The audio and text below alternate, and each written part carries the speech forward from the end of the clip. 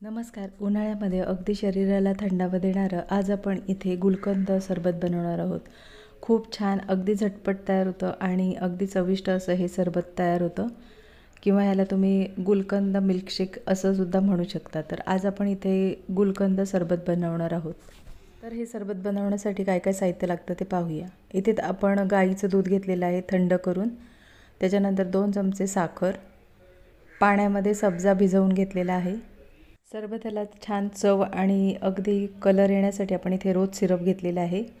त्याच्यानंतर इथे आपण गुलकंद घेतलेला आहे 1 चमचा आणि गुलाबाच्या पाकळ्या घेतलेल्या आहेत. तर इथे आपण आता सरबत कसं बनवायचं ते पाहूया. तर इथे आपण आता दुधामध्ये साखर छान मिक्स करून घेणार आहोत. साखर ही तुम्ही तुमच्या आवडीनुसार घेऊ शकता.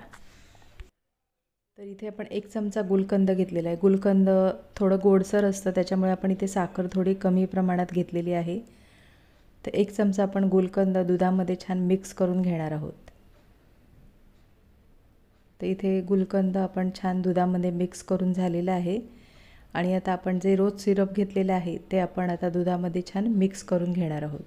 तर इथे साखर आणि गुलकंद मिक्स करून झालेलं आहे.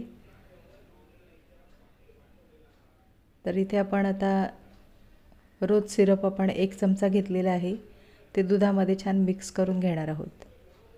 रोज सिरपमुळे छान रंगसुद्धा येतो आणि छान सुगंध येतो. तर इथे आपण रोज सिरपचा वापर केलेला आहे.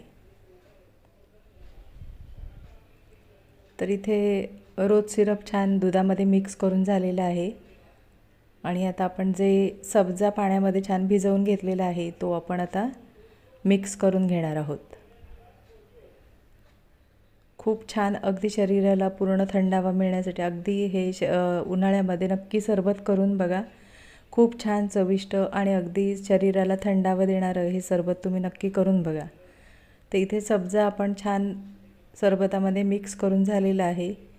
सरबत किंवा याला तुम्ही गुलकंद मिल्कशेक असं सुद्धा म्हणू शकता. तर इथे दुधामध्ये छान सब्जा मिक्स करून झालेला आहे आणि साखर आणि गुलकंद छान मिक्स करून झालेलं आहे. तर इथे आपलं हे गुलकंद सरबत किंवा मिल्कशेक छान तयार झालेलं आहे. तर हे मिल्कशेक किंवा सरबत असं सुद्धा म्हणू शकता. तर हे तुम्ही अर्ध्या तासासाठी फ्रीजमध्ये ठेवू शकता. तर इथे आपलं हे मिल्कशेक गुलकंद मिल्कशेक छान तयार झालेलं आहे. ते आपण आता ग्लासांमध्ये काढून घेणार आहोत. तर प्रथम आपण इथे ग्लासांमध्ये छान थंडगार होण्यासाठी बर्फाचा वापर केलेला आहे. त्याच्यानंतर आपण 1 चमचा इथे रोज सिरपचा वापर केलेला आहे, म्हणजे रंग खूप छान येतो आणि अर्धा चमचा आपण सब्जाचा वापर केलेला आहे आणि पाव चमचा आपण इथे गुलकंदाचा वापर केलेला आहे. तर अशा पद्धतीने इथे हे गुलकंद मिल्कशेक किंवा सरबत तयार झालेलं आहे ते आपण आता ग्लासांमध्ये ओतून घेणार आहोत.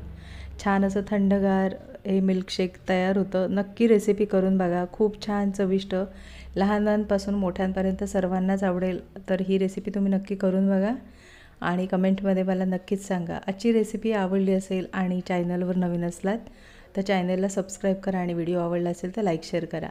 तर इथे छान थंडगार असं गुलकंद सरबत किंवा मिल्कशेक छान तयार झालेलं आहे.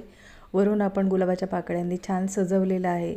तर ही रेसिपी तुम्ही नक्की करून बघा. ह्या उन्हाळ्यामध्ये अगदी कडकडीत उन्हामध्ये अगदी थंडगार असं हे मिल्कशेक आपण इथे छान तयार करून घेतलेलं आहे. तर अगदी लहानांपासून मोठ्यांपर्यंत सर्वच खुश होतील. नक्की रेसिपी करून बघा. तर पुन्हा भेटू अशाच नवीन रेसिपीमध्ये.